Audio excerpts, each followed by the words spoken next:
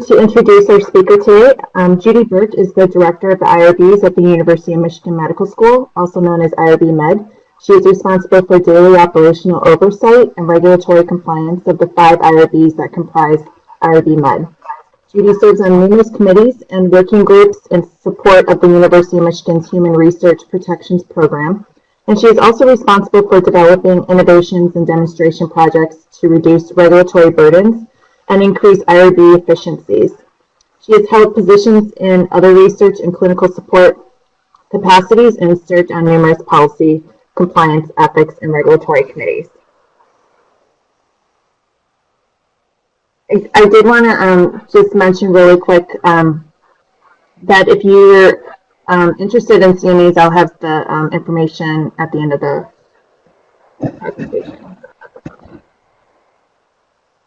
So Judy, if you want to turn your camera on, and then I'll mute myself for you. I thought my camera was.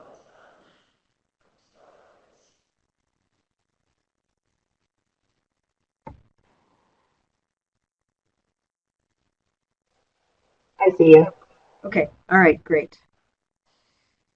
I'd like to wish some people good morning and the rest of you good afternoon, and thanks for giving me this opportunity to talk with you about what we know so far about changes to the common rule. This is a very fluid environment at the moment, and so today as we talk about this, we will talk about it from the perspective as if it will turn into an actual implementable rule in January of 2018. That doesn't come to fruition, we're all in the same boat waiting to see what will happen. So we'll proceed under those tenets today.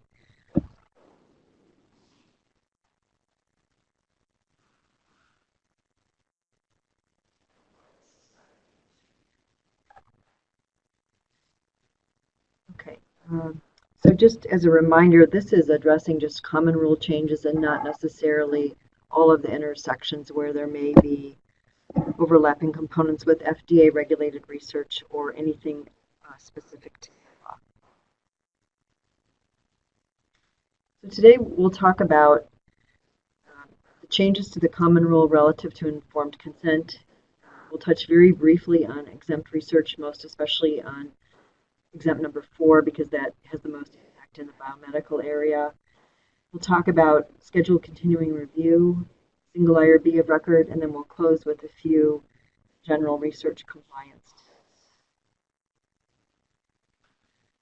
So here's what we do know. At the moment, the current effective compliance date for the common rule is January 19th of 2018.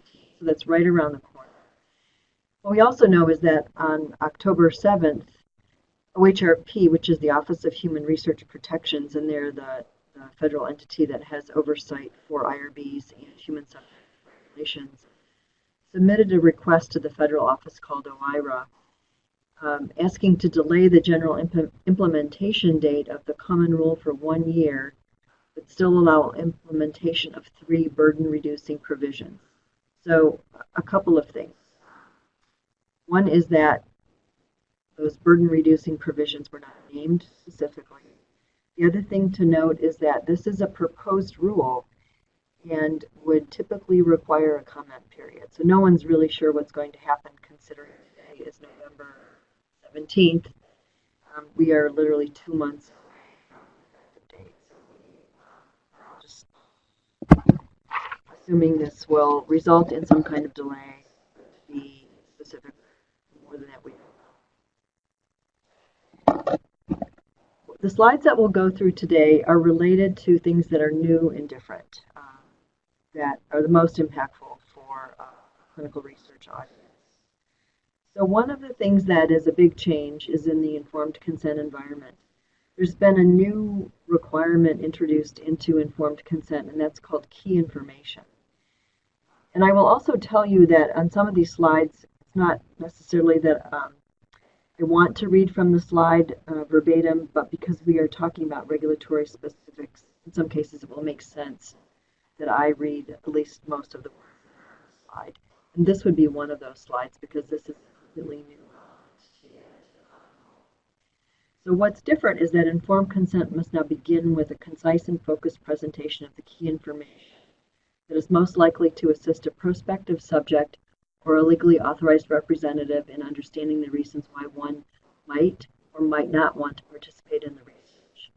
And this part of the consent must be organized and presented in a way that facilitates comprehension.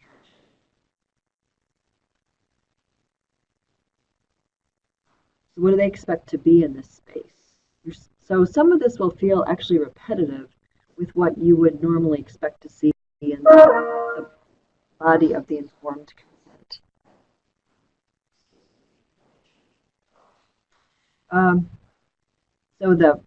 Once again, that the consent is seeking permission for the voluntary participation of the subject.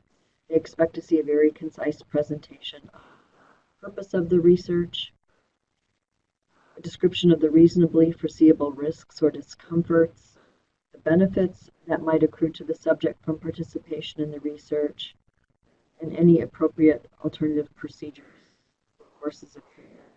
So that is a lot of information to try to put up front and not make it feel completely redundant. And one might also think lengthen the overall page count of the consent longer than it already is.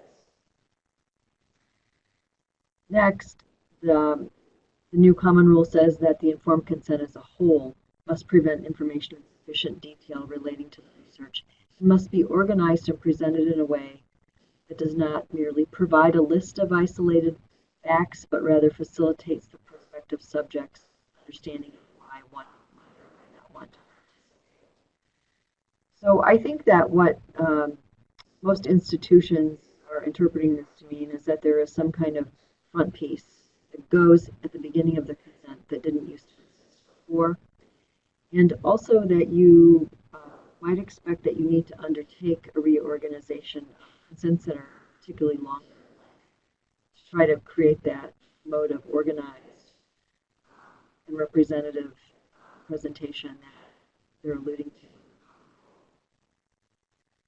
They've also added a new element, and that's when research involves the collection of identifiable private information or identifiable biospecimens. The consent has to include one of the following statements. It has to indicate whether those identifiers might be removed and that the information or specimens could be used for future research without any additional informed consent from the participant. Or if you're not going to plan to do that, then the document must say so. I think it's probably fair to say that most entities or researchers will pick the first choice here rather than the second.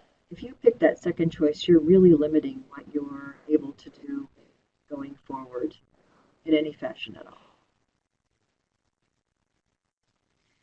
Additionally, there's some new elements that have to be added when appropriate. So one is that subjects' biospecimens, even if the identifiers are removed, might be used for commercial profit, whether or not the subject will share in that profit. I think some institutions that I'm aware of are actually just dropping in that statement as part of the standard text, just to make sure that they're covered downstream, even if it's not obvious at the moment that that might be true. Another additional element to be added when you need to is whether clinically relevant research results, including individual research results, will be given back to those subjects, and if so, under what conditions. And that's where you have to have those discussions about whether those research results, even if they're clinically relevant, have they been performed in a CLIA-certified lab, have they been by an appropriately credentialed radiologist, and so on, so that you are returning something that the subject can actually take action on. And if those criteria are not met, then the subject needs to know that, because that would be likely impact their ability to rely on that fully, and they may have to follow up with a repeat, for example, of a certified lab test, or potentially a rescan by a certified clinician. And then for research involving biospecimens, there needs to be a statement, if it's applicable, whether the research would include whole genome sequence. So this is just an example of what that cover sheet might be thought to look like that would now go on the front of the consent form. So this is our institution's conceptualization of this. So really, we were going to try to keep it to one page, just use very brief bullet points, because as you know, a full explanation of all of this consent farther on, but it's really to help orient the subject to exactly what is about to happen. The other thing that got added in the final rule is the notion of broad consent. I should say it survived the notice of to make it the final rule.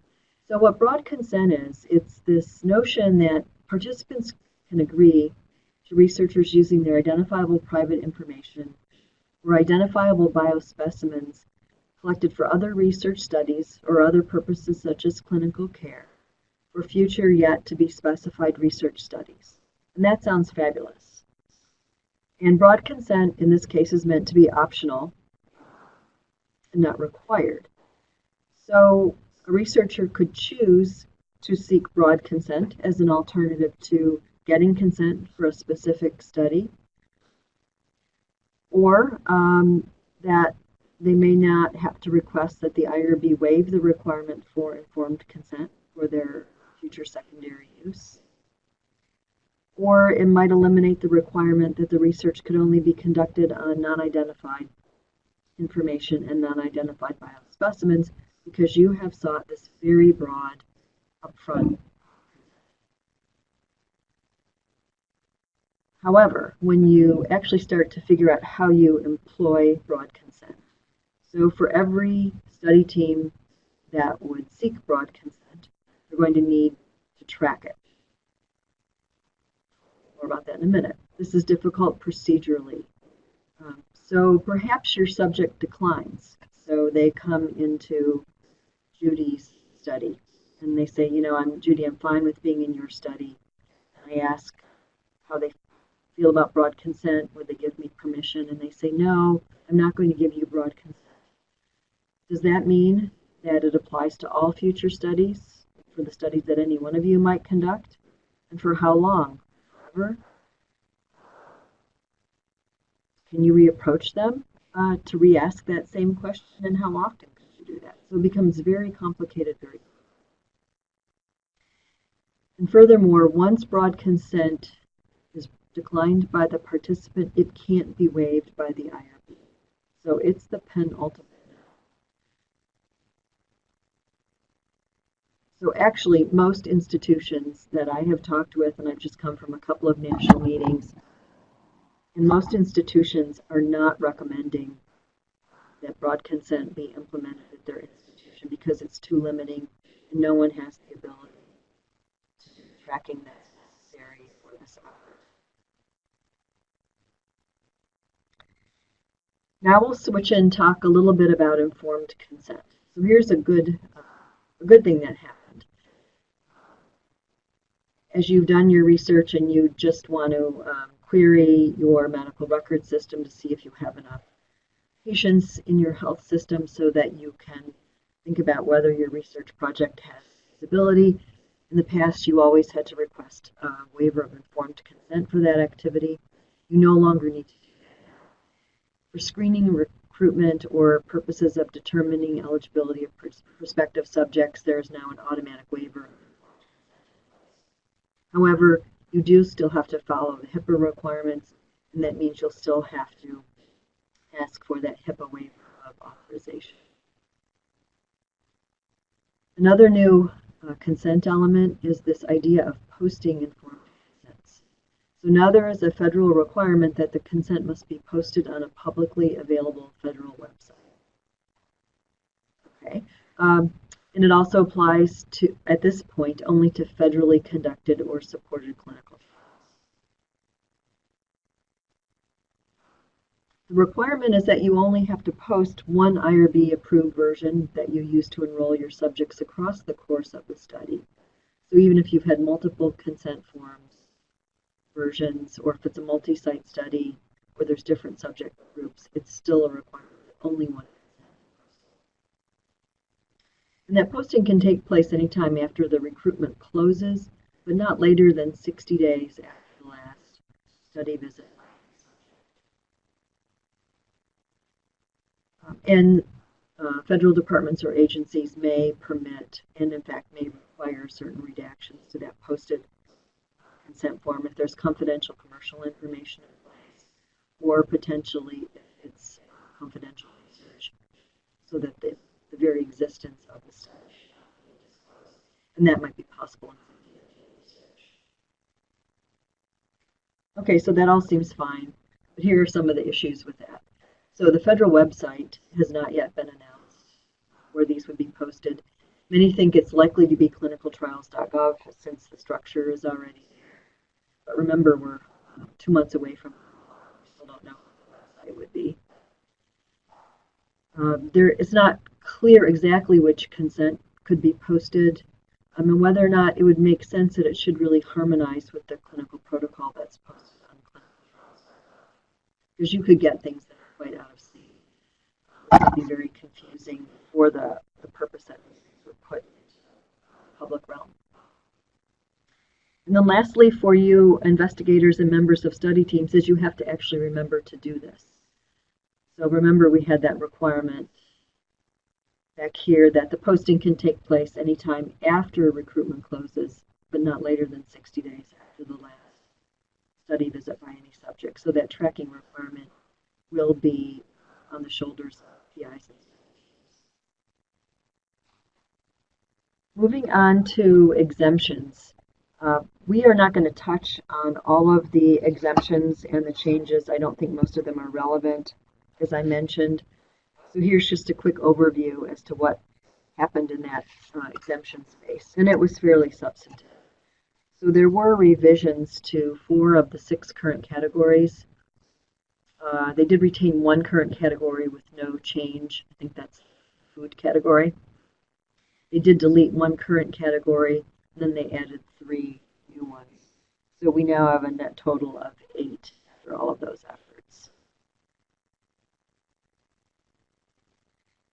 They've introduced a new standard for exempt research, which is, besides the basic exempt determination, it's called limited IRB review, and that is now employed in 3 specific exemption categories where the IRB actually has to look at and evaluate it for privacy and confidentiality of the sensitive information that may be falling under that exemption.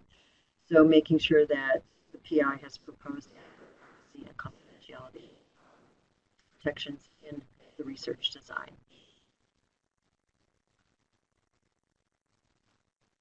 So let's talk very briefly about exemption 4 and how it's now been remodeled to really focus on secondary use of identifiable data, and actually, one would argue biospecimens as well.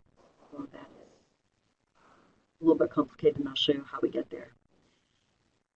So secondary research without informed consent. Excuse me, let me start again. This is for secondary research without informed consent, where uses of identifiable private information or identifiable specimens are occurring if at least one of the following are met. So this means you can apply exemption 4 in the following circumstances if only one of these are met.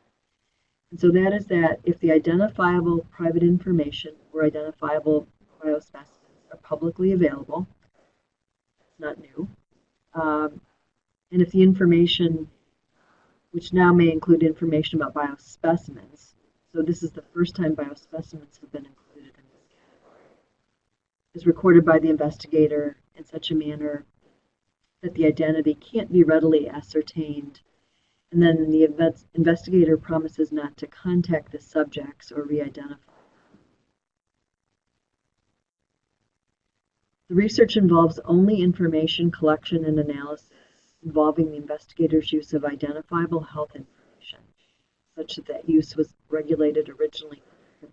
This is a really big addition because it lets you go into the clinical record, pull out and use identifiable information that was collected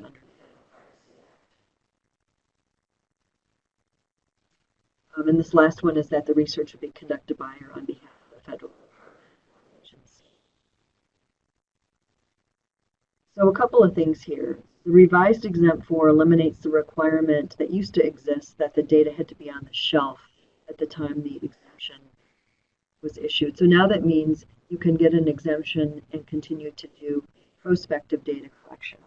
So to the extent that you're permitted to get identifiable information out of a medical record under Exempt 4, it doesn't have to be just in that look-back period. The exemption would cover all data collection.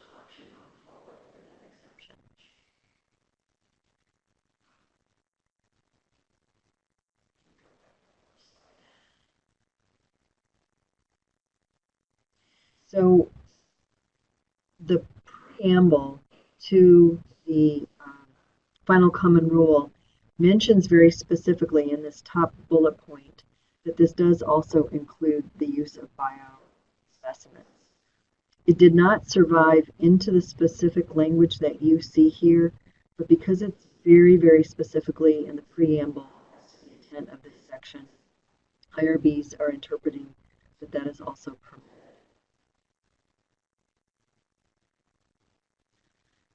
Let's just touch very briefly on Exemption 7, and then, which is a new exemption, and then Exemption 8. These are two exemptions that permit storage and maintenance under broad consent for number 7, and then use of specimens under broad consent for exemption number 8. But because institutions are not likely to adopt notions of broad consent because of all those difficulties we talked about before, I have not touched on these here other than to put the information in the slides. So you can really read that at your leisure. But it does permit exemptions basically in those two categories where you have broad consent being collected. If you're not collecting broad consent from the subject, then you can't access these exemptions to do secondary use.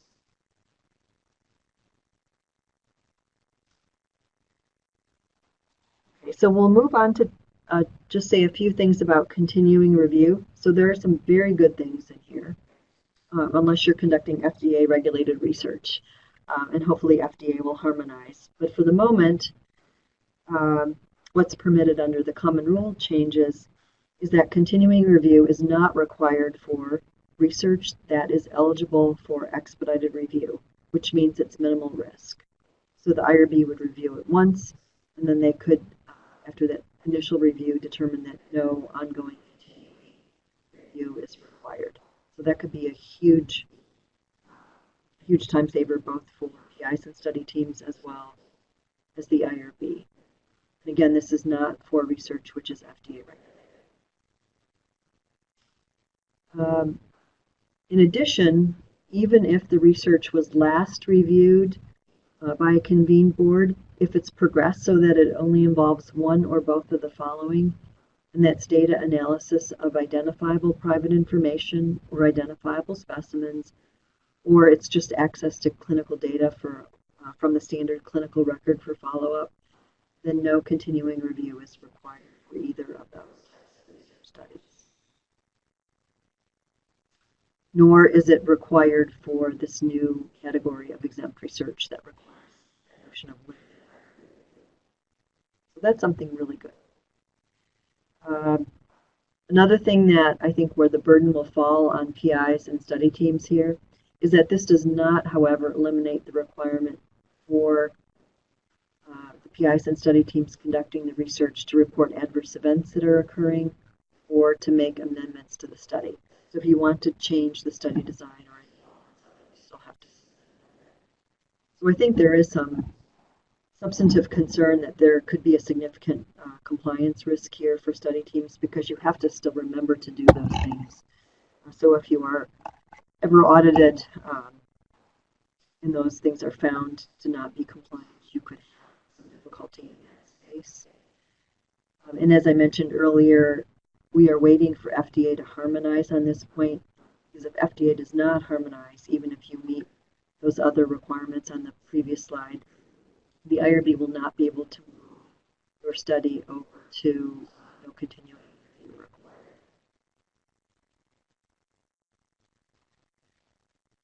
As we fly through this, now we're all the way up to single IRBs. And I suspect that's something that most of you are familiar with now. Most institutions are becoming very familiar very quickly with this because of the NIH requirement that's coming right down the pipeline. So in the past, when research was conducted where every IRB was responsible for their own work at their own institution, this was a very easy statement to understand that each institution is responsible for safeguarding the rights and welfare of human subjects and complying with policy, meaning human subjects' regulations. Now this takes on new meaning when you're talking about multi-site research, where a single IRB is expected to provide that regulatory oversight for multiple institutions. So as I mentioned, coming right down the pipeline is a requirement for NIH-sponsored research, and the compliance date for that is January 5th of next year. The common rule will have a requirement for the remainder of federally sponsored research. That requirement is currently scheduled to go into effect in 2020. So we do have a little ways to practice before we get to that requirement. That will be more sweeping. Many more studies will be expected to be compliant. Just to make sure that you appreciate and can kind of build some of these terms into your vernacular, I just did want to list a few human naming conventions that I know can be confusing. So in the space of single IRB, we talk about agreements, and what we call these things from institution to institution can vary tremendously. So some common terms are IRB authorization agreements, which can also be abbreviated IAA. There's reliance agreements, cooperative agreements, IRB of record, master service agreements, and then more recently the SMART IRB national. Additionally, when IRBs are referred to in this context, they can be referred to not just as the single IRB, but a commercial IRB, an independent IRB, external IRB, or even there's lots of ways to think about this to try and keep it all straight.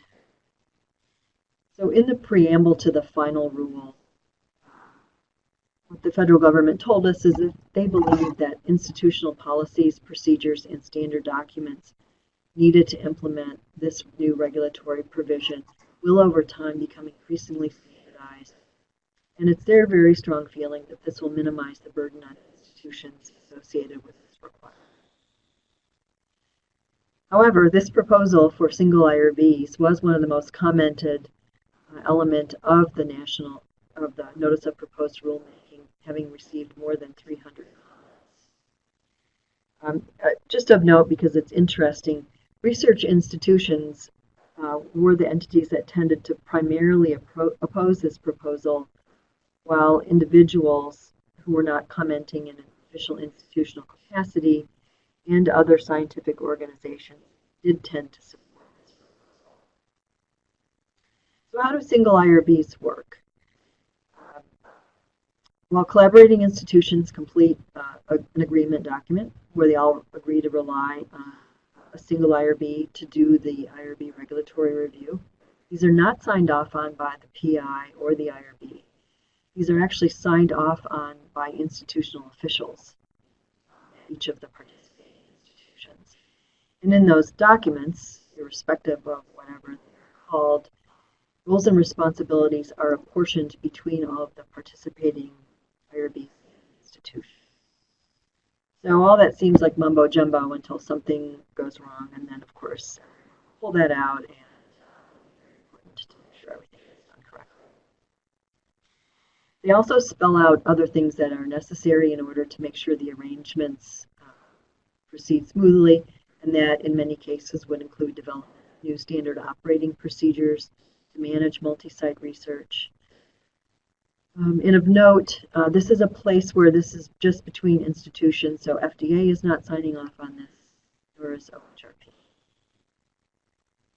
So what are some of the parameters involved here?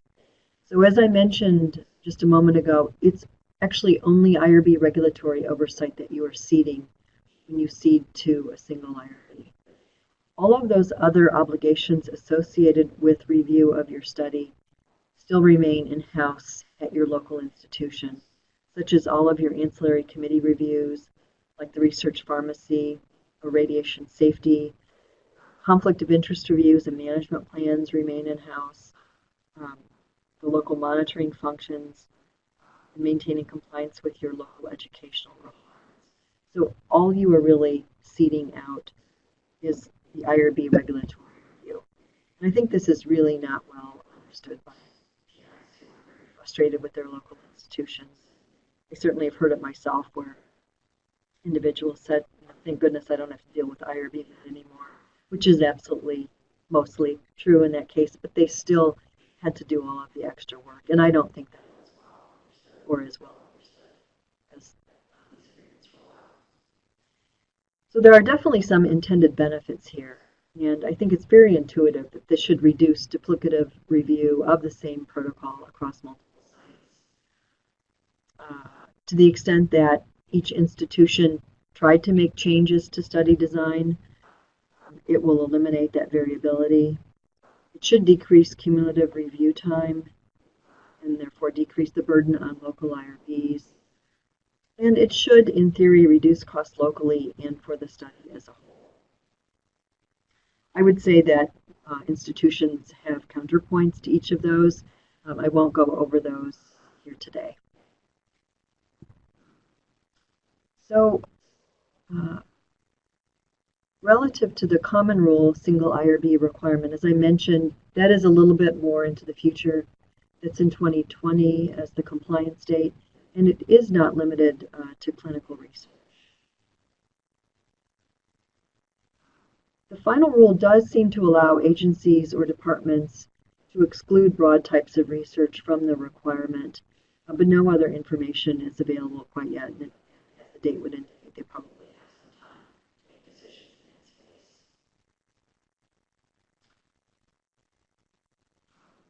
As mentioned earlier, the NIH single IRB requirement is right around the corner, January 25th of 2018.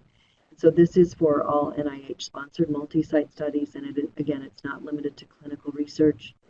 Importantly, this does only apply to domestic research sites that are conducting the same protocol. And there are opportunities for certain exceptions to this, and requests for exceptions that are not based on legal, regulatory, or policy requirements will be considered by NIH if there is a compelling justification for the exception. And I believe NIH has fairly substantive guidance on this posted on their website. What are some of the challenges relative to single IRBs? Some IRBs know a lot about other IRBs. We've worked together as institutions very closely, and we're very comfortable with that. Some institutions have had very long-standing relationships with commercial or external or independent IRBs and know them well, know how those procedures work, and there can be a lot of comfort there. But you may be, as an institution, working for the first time with an IRB that you know very little about. Other challenges are how those single IRBs are going to consider local context. What does that mean from Ann Arbor to Iowa City? Are we similar? Are we dissimilar? It's likely that it's very specific to the research design. How is all that drilled down? There may be questions about apportioning institutional liability if something does happen to go wrong in those circumstances. So remember from a couple slides back that when you cede IRB oversight, you are only ceding IRB's regulatory review. So all of the other requirements to assure the compliant conduct of that research remains with that PI and that institution. So a lot of things actually don't change, and that institutional accountability is very important. There may be notions of getting comfortable with managing this shared control over how this research will function. So for example, if there's some serious noncompliance that occurs in that research context, it's very likely that the reliance agreement that you have with that single IRB is going to say that they have responsibility for reporting that serious noncompliance to the agency's sponsor. And that may leave institutions feeling a little bit less in control of what's in that document that's being reported externally. So most reliance agreements do give relying institution, single IRB, a chance to review that information, fact check. But nonetheless, that is not a control point that most institutions are usually familiar with. They usually have control over reporting to an entity. And then finally, you have to get comfortable with other institutions' standard operating procedures. So any other IRBs that would be relying on the University of Michigan, for example, are going to have to get comfortable with our adverse event reporting scheme. And that means that PIs and study teams may have to learn the procedures and rules associated with many different IRBs. So if for one study they're relying on the University of Michigan, another study they're relying on Western IRB, and so on, each of those agreements has their own set of procedures that those PIs have to track and follow. Costing models can be difficult for institutions to be familiar with. So if you're trying to set up a single IRB model at your institution, that can be challenging given the way recovery works. And then I think there is some confusion around how many cost a reviewing IRB is expected to absorb at a particular institution. And as I mentioned, there is a lot of concern about what does this mean for institutional risk, as it's largely untested, at least relative to institutions. And then finally, are larger institutions realistically being expected to disproportionately accept that reviewing? So particularly in this NIH space, if you have bigger and smaller institutions, and it may very well be that the larger institutions participating in a multi-site research study are better at this, even if the lead PI might be at a smaller institution study. So how do you really decide who should be the reviewer? It should be an orderly decision process, and it should be based on the qualifications of the IRB and where that expertise lies that you could, particularly if the grant is awarded to a smaller institution with a smaller IRB, that may not be the best choice. So at this point, we're anxiously awaiting additional guidance and templates from the federal government, from OHRP, to move forward with this. Right now, as we build our procedures and our electronic systems, there is a lot of reliance on the guidance at SECHARP, the Secretary's Advisory Committee for Human Research Protections, and what they've put out in this space as. So I think relative to that request for a new NPRM that was posted on October 7th, I think everyone does believe that something will happen very soon, but we don't know. We have just a few minutes left, and as I understand, since a number of individuals on the call may be newer to conducting clinical research, we decided there would be an opportunity to put out a few other reminders about the general conduct of clinical research. And I think this does become important, especially when you are potentially relying on another IRB that might not be at your own institution. And to the extent that I mentioned earlier, even though that IRB might be not your own, you still have to make sure that you are maintaining full compliance with the protocol. There's definitely no free pass just because that IRB is not your own. So here's just a few things to think about going forward. So remember that errors and problems can come up in the conduct of clinical trials. You might be a perfect person, a perfect PI, a perfect clinician in everything that you do, and you strive to do your very best. But there are a number of rules that you're going to have to follow, that your study team is going to have to follow, and to some extent, your subjects are going to need to be a very close partner with you in helping you be compliant with a variety of regulations. Those parties have to come together.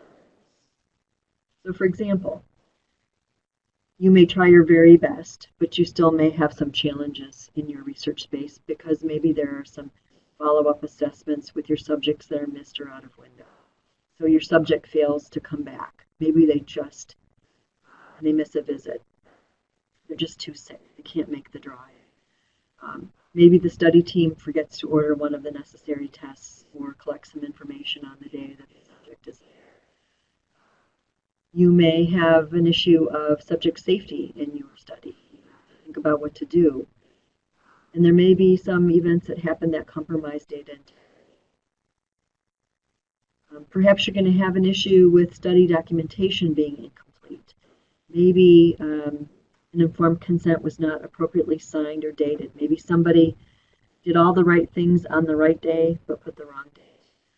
Perhaps your your case report forms are missing some information, or they weren't corrected correctly. Additional corrections then need to be taken into account, and that's extra work.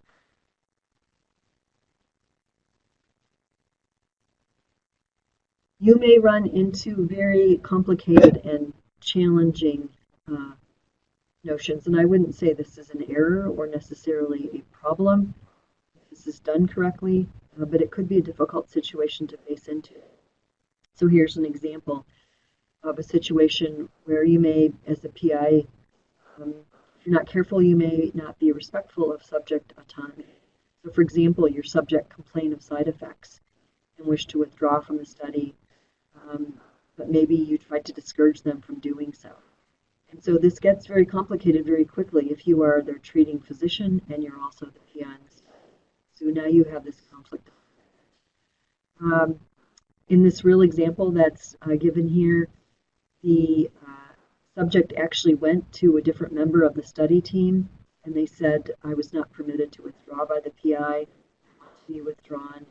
They, in fact, were withdrawn, and then they switched treating positions. So that is not a situation that's easy to manage. Subject autonomy has to be respected. Sometimes you may unintentionally not inform the IRB of events in a timely manner. In cases where that happens, FDA might come in, they might audit your study, issue you a Form 483. That can require a very lengthy and extensive action plan. So how do you avoid these things? And there is nothing on this list that is not intuitive or common sense. But putting into practice can be difficult because it will take your time. So know your clinical trial. Particularly if you have a lot of studies, this can be very complicated. But take the time to know the research that you're doing. And stay in really close communication with your team. Your team is really a key to keeping you and everything on track. Finally, remember those missed visits with your subjects. Maybe they forgot to come. Maybe they had a breakfast when they were supposed to have a fasting blood test. Stay in communication with your subjects. Give them reminder calls. Make sure you know what's going to happen. Make sure that they can help you be successful. And make sure that you have time to appropriately manage the research. Remember, as a PI, you are fully responsible for the conduct of all aspects of the trial. So if your team makes a mistake, you are ultimately going to be responsible. So you really have to do this activity. You have to be a project manager. You cannot delegate.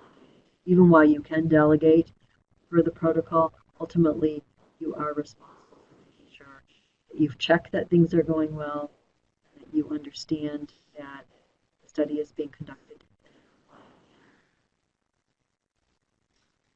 So let's talk very briefly about reportable events. So it is really important to know stuff happens, things happen. And this is that space where you are perfect, but you still just have to report them. And it does not mean that you're a bad researcher or a bad clinician. Some of these things are just beyond your control. So why do you need to report them to the IRB? Well, besides the fact that you have an IRB-approved protocol, there may be issues of subject safety. And you do need to maintain that protocol compliance. And if you fail to report things to the IRB, there can be very far-reaching consequences downstream relative to federal oversight agencies such as FDA, OHRP, or a sponsoring agency like NIH. So what kinds of things do you need to talk to the IRB about? Adverse events, like serious, unexpected, and related events. Unanticipated problems, which are sometimes called UPIRSOs, and other things that just go on with the study. You might think of those as protocol deviations. The reason it's important to tell the IRB is so that in this space and as these events are assessed, it can be determined if there are other entities where these need to be reported. So it would be very important to know what your protocol says, or your contract says in terms of what you need to do for reporting with the sponsor. And then depending on what the event looks like, and who's sponsoring the study, federal agencies may need to be informed as well. Just a little bit about these unanticipated problems. So these are things that are unexpected in nature, severity, or frequency given what we know about the study at the time it's approved and the characteristics of the subject population that we're studying. And these events are things that when they happen they must be related or possibly related to the research. And they suggest that the research places the subjects or others at a greater risk of harm, which can be physical, psychological, economic, or social harm. Beyond what was previously known or recognized. So importantly, these are not always adverse events. So you have to think of these adverse events as a component and these unanticipated problems as a component, and then put them together like a Venn diagram. And in that middle, there's that little intersection, and those are the types of things that end up being considered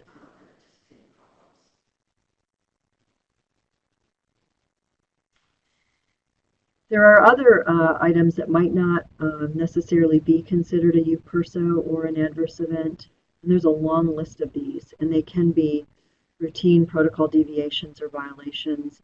Other things might need to happen that you need to tell the IRB, like subject incarceration. If you wish them to continue on the study, the IRB is likely to need to re-review that study using the prisoner regulations, particularly if it's federally sponsored. There could be accidents or incidents that occur, which might be an unanticipated problem or maybe not. There could be subject complaints that come in. The IRB is going to want to know about reports of audit or inspection, reports to or from oversight entities like the FDA. And particularly in this FDA space, it is very important that you remember that the FDA does not communicate with the IRB. They communicate with you.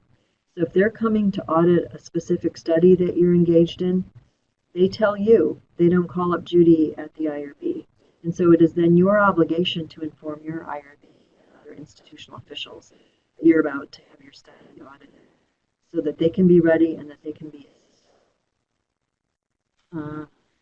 It can be good to tell the IRB about publications or public announcements. And in fact, IRBs typically collect that information at review, which may be going away in the future for some studies. And IRBs like to collect information about subject withdrawal, particularly because that can be an indicator that maybe the study design needs to be adjusted. And just a few last closing words about research noncompliance. So this is actually not defined in the regulations, and so it is typically defined on an institutional level in standard operating procedures. But generally, and this comes from our own SOPs. So broadly, it's a failure of a person or an organization to act in compliance with requirements of the law, regulation, policy, or the requirements or determinations.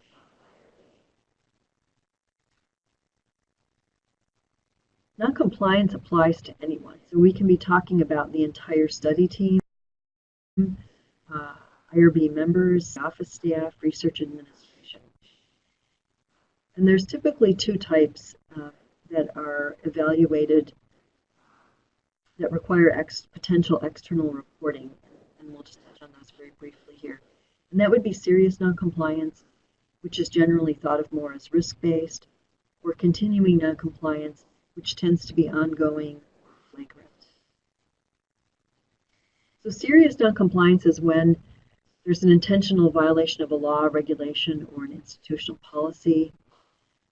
For example, that would be enrolling subjects where the subjects don't meet the inclusion criteria. Obviously, that may be a subject safety issue. You're enrolling subjects without their knowledge or their consent. Maybe you have repeated consent form irregularities that are serious, where you can't actually tell if the subject is being consented correctly. And some, of course, items of concern. Are you performing research without IRB approval? Have you performed research during a lapse in IRB approval? Or in the past, have you been conducting exempt research without appropriate review? Continuing noncompliance could be thought of as something that continues after notice or warning. So, for example, consistently late submissions of protocol deviations. As I mentioned, violations that continue after notice by IRBs, sponsors, institutional officials, or government regulators. Or continuing to conduct research after the IRB orders that it must stop. What are the potential consequences of research noncompliance? So, as a principal investigator, and we are talking about an individual here, it could be a loss of local research privileges.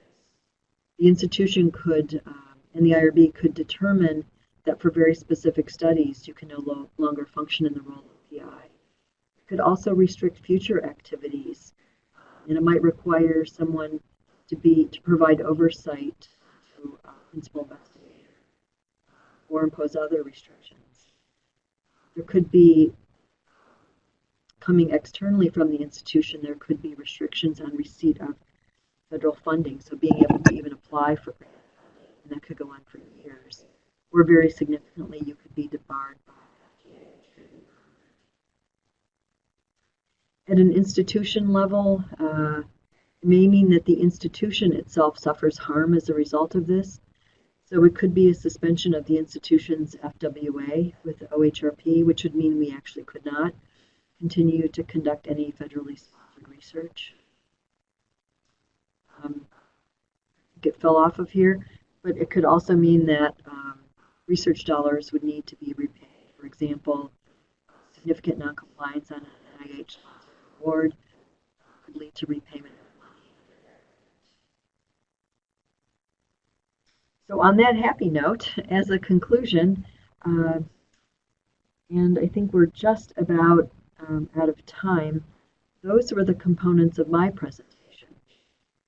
So I don't know if anyone has any specific questions at this time, but I'd be happy to answer them. Otherwise, my recommendation is that as we wait for these significant changes to the common rule, please pay very close attention to what your institution is informing you of. Read those emails that come from your IRB that otherwise might look like just another IRB communication. I suspect these will be carefully highlighted to contain important information. Please review those. Make sure you take the time to attend any educational sessions that are offered. I think for the most part, you will find that IRBs are really driving these changes downward to you as researchers and study teams. So there'll probably be substantive changes to your IRB application forms. So a lot of what you do will be responsive to new elements that are in there, but you should be aware what those elements are.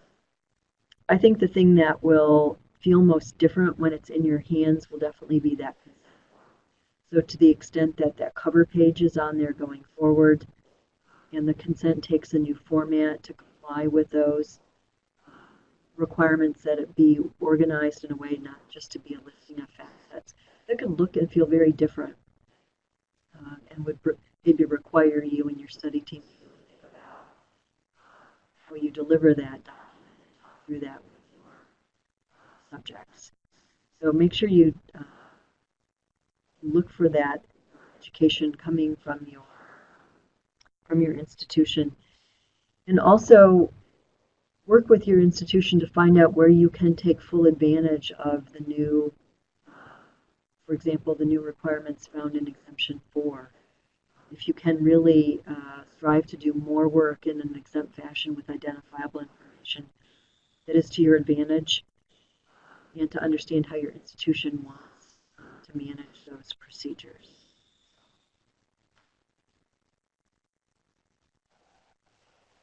Thank you, Judy. I really appreciate it. Are there any questions?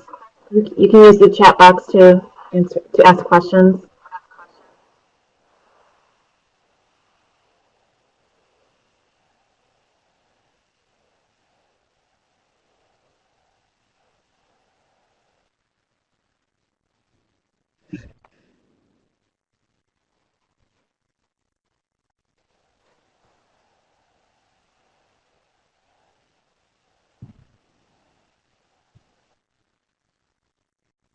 The PowerPoint and the video of the presentation will be posted on the course website next week.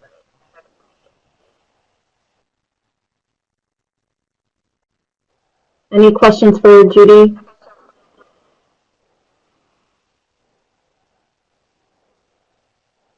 Like someone's typing.